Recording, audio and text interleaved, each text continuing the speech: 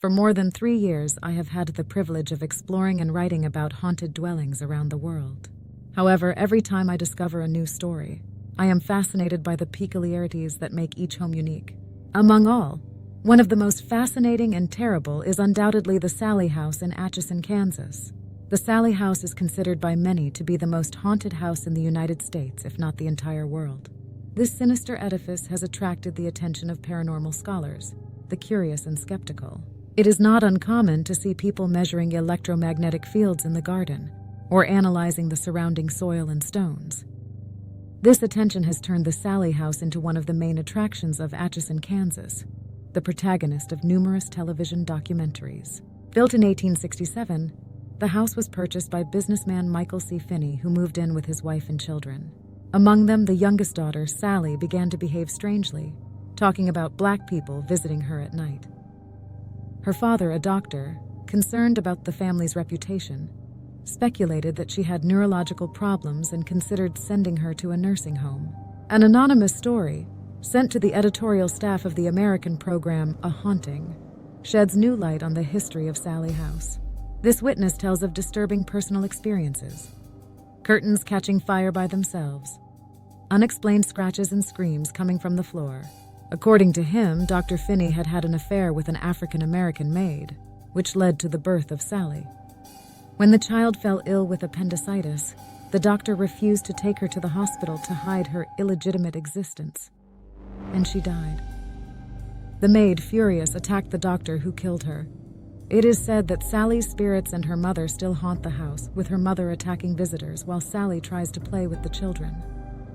The house remained in the Finney family until 1947, when Charles Finney, the last descendant, died. During this time, there are not many public accounts of paranormal events, perhaps for fear of damaging the family's reputation. The real notoriety of Sallie House began with the arrival of Tony and Deborah Pickman in the 90s. Tony became the target of vicious attacks, suffering scratches, bruises, and unexplained cuts. Paranormal investigators who visited the house also suffered minor injuries, cuts, and burns. Tony says he was scratched while sleeping, saw objects flying into the house, and heard heartbreaking screams coming from the walls. In addition to physical attacks, visitors to Sallie House reported a number of paranormal phenomena. Apparitions. Many have seen shadows and indistinct figures moving around the house. The most common apparitions are those of a little girl and a woman. Flying objects. Flying objects are a recurring phenomenon, with pots, utensils, and even furniture moving around for no apparent reason. Disturbing noises, screams, cries, and bestial cries were heard both day and night, often coming from the basement. Physical attacks. In addition to scratches and bruises, some people have suffered burns and bite marks.